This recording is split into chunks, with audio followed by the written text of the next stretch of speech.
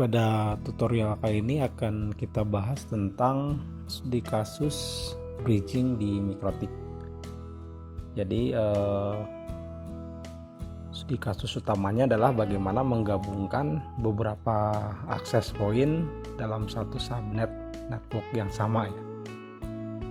Jadi nanti kita punya beberapa akses point yang terhubung ke Mikrotik dengan settingan bridge di Mikrotiknya. Oke, sebelum kita konfigurasi, kita lihat topologinya seperti berikut. Nah, jadi di sini saya punya beberapa akses point ya. Di sini ada 4 akses point.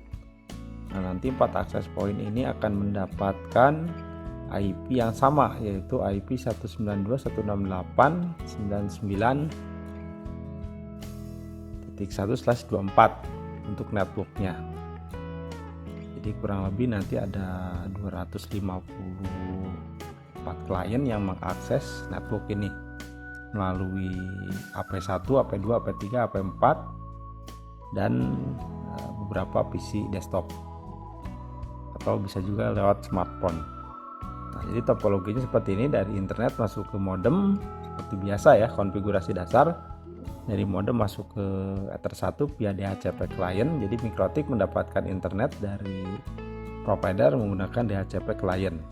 Nah, nantinya port 2 sampai port 5 ini akan kita lakukan bridging, sehingga kita perlu men-setting IP address di interface bridge-nya seperti itu. Nah, kurang lebih seperti itu gambarannya. Jadi teknik yang saya lakukan di sini menggunakan teknik bridge pada port Mikrotik. Oke, bagaimana tahapannya? Nah, di sini ada kurang lebih 6 konfigurasi dasar ya, yang bisa disetting di Mikrotik maupun di akses pointnya. Jadi yang pertama, kita menentukan konfigurasi dasarnya terlebih dahulu supaya Mikrotik bisa terhubung ke internet. Ini bisa menggunakan default root atau DHCP client.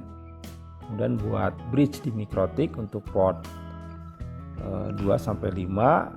Kemudian setting IP address pada interface bridge seperti biasa, setting DNS, NAT sampai klien terhubung ke internet. Nah, nanti kalau sudah dari tahapan 1 dan tahapan 3 kita lakukan, baru kita masuk ke langkah keempat, yaitu men-setting semua akses point, di mana semua akses point ini akan kita setting DHCP-nya disable di masing-masing AP ya, seperti itu. Dan langkah kelimanya, koneksikan semua perangkat, baik itu ke port Mikrotik maupun ke switch ya. Dan yang keenam, buat DHCP server di Mikrotik, selanjutnya lakukan uji coba. Oke, kita langsung saja praktek bagaimana setting Mikrotiknya. Oke, kita buka Mikrotiknya. Di sini saya menggunakan Mikrotik tipe RB951i ya. Di sini kemudian dengan OS-nya versi 645.8 ya. Oke, langkah pertama kita konfigurasi dasar dulu menggunakan teknik DHCP client. Jadi caranya kita masuk ke menu IP DHCP client. Nah, kemudian kita tambahkan di sini interface-nya mengarah ke Ether 1 karena Ether 1 merupakan internet yang terhubung ke modem atau port Mikrotik terhubung ke modem. Oke. Nah, saya sudah mendapatkan IP dari modem dengan 192.168.1.8 ya, seperti ini. Dan kita cek di interface juga. Di sini sudah ada 2 koneksi kabelan ya. Ini Ether 1 untuk ke internet, nah ini Ether 2 lokal. Tapi nanti akan kita lakukan bridging. Nantinya ini belum dilakukan bridging. Langkah selanjutnya kita setting dulu konfigurasi dasar supaya Mikrotik terhubung ke internet, yaitu di DNS. Nah, ini kita isinya standar saja, bisa seperti ini ya, atau bisa langsung menggunakan dynamic juga bisa. Oke, default root sudah tidak kita setting karena dia otomatis akan mendapat dynamic default root ya, yaitu dengan statusnya adalah DAC. seperti itu. Nah ini yang tadi yang dilakukan di HCP client. Oke, setelah itu kita lakukan uji coba dulu NAT ya, jangan lupa atau NAT nanti belakangan. Nah, kita yang penting Mikrotik sudah bisa terhubung ke internet.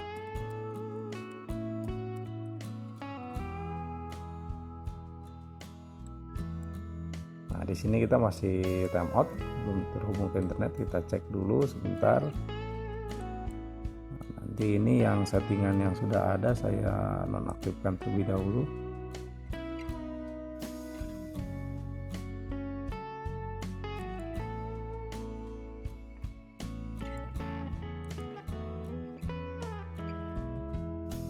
Di Mikrotiknya sebelumnya sudah disetting.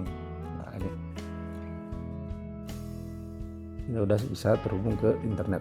Jadi kalau ada troubleshooting Mikrotik, pastikan kita cek di sini di default root ini. Jadi tadi ya sengaja sama saya tidak di reset ya, karena melanjutkan settingan yang sudah ada. Tapi secara konsep kalau teman-teman sudah paham konfigurasi dasar dan troubleshooting, bisa kita cek di sini di default root. Jangan sampai nanti ada beberapa gateway yang aktif ya, seperti itu.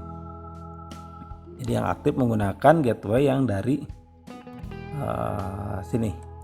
Nah ini ya, itu.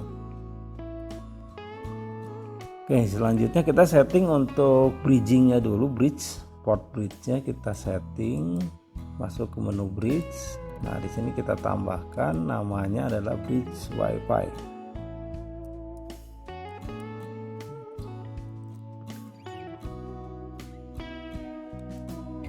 Kemudian kita tambahkan port atau beberapa port yang akan kita masukkan ke bridge WiFi ini. Misalnya adalah port 2. Ini masukkan ke bridge WiFi. Oke, kemudian kita tambahkan lagi adalah port 3. Jadi di sini asumsinya semua port kita bridge ya. Kemudian port 4. Dan yang terakhir adalah port 5. Kecuali port 1 saja ya, tidak dilakukan bridge. Karena port 1 merupakan master ke internetnya. Oke, seperti ini bridgingnya. Nah, nanti kita lihat di interface lagi. Di sini sudah ada namanya bridge WiFi. Nah, nanti IP address-nya akan kita pasang di sini. Jadi kita masuk ke IP address. Kita tambahkan IP address baru dengan satu segmennya yang tadi disebutkan di topologi, yaitu 99.1/24. Interface-nya ke bridge WiFi. Jangan salah ya, nanti interface-nya ke bridge WiFi seperti itu. Oke, selanjutnya kita setting NAT ya, supaya Mikrotik bisa terhubung ke internet dan klien juga bisa terhubung ke internet.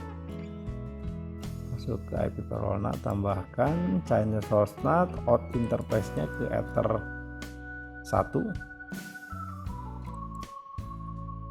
Kemudian action-nya adalah masquerade. Nah, sebenarnya pada tahapan di sini kita bisa langsung setting DHCP server ya. Jadi kalau di topologi kan tadi DHCP servernya di setting di belakang. Sebenarnya kita bisa langsung saja. Itu kalau kita setting DHCP server, langkahnya IP DHCP server. Kemudian masuk ke DHCP setup. Nah, di sini kita pilihnya interface-nya adalah interface bridge ya, bridge WiFi. Next. Oh, nah di sini kita lihat kenapa bridge WiFi ini IP-nya 10 ya. Padahal tadi kita sudah buat di IP address-nya adalah 99, karena di sini Ether 2 lokal ada IP sebelumnya. Maka kita harus remove dulu IP yang di sini.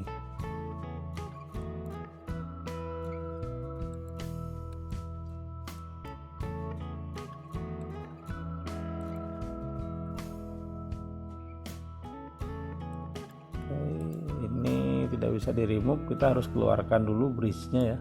Jadi Ether 2 lokal ini kita hapus sebentar. Nah, kita coba connect lagi menggunakan IP yang ini ya, 9.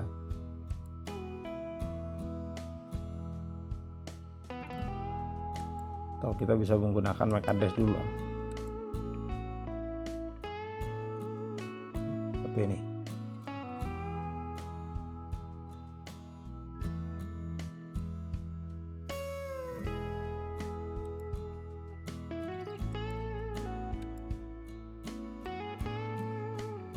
Nah, sebenarnya kelemahan kita login menggunakan MAC address-nya stabil, jadi seperti ini ya. Jadi mikrotiknya selalu close. Jadi kalau disarankan kalau udah seperti ini kita harus setting dulu IP statik di interface Ether 2-nya mengikuti segmen yang interface bridge, yaitu IP-nya adalah 99, 192, 168, 99, 992 ya, 92, 168, 99, 1.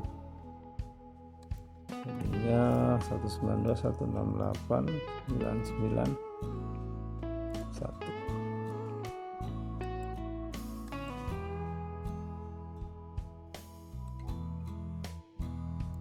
Oke, kita coba connect lagi.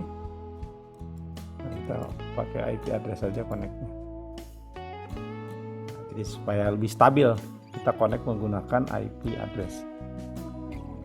Oke, kita cek lagi di menu IP address-nya. Jadi sekarang kita sudah punya IP 99 di bridge WiFi ya.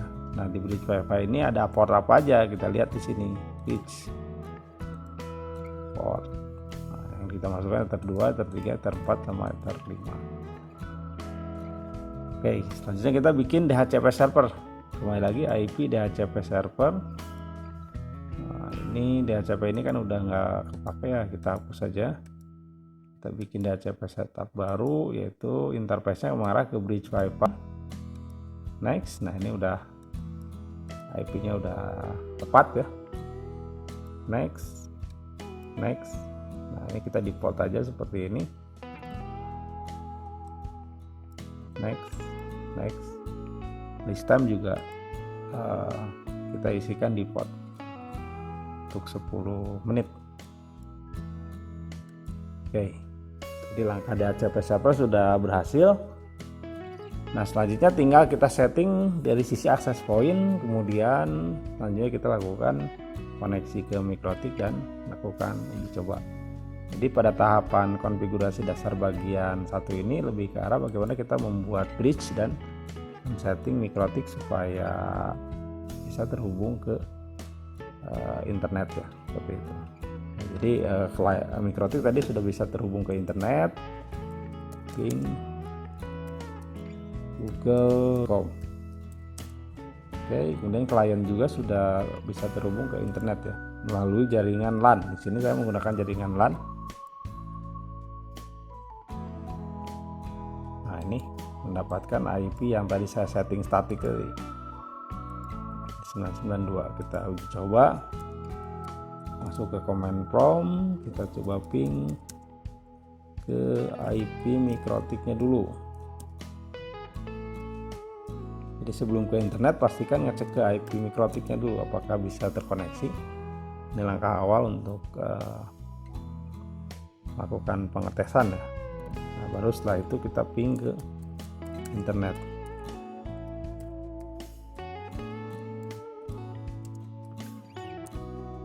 Oke, jadi sampai tahap di sini semua sudah lancar, tinggal kita lakukan uji coba di akses poinnya.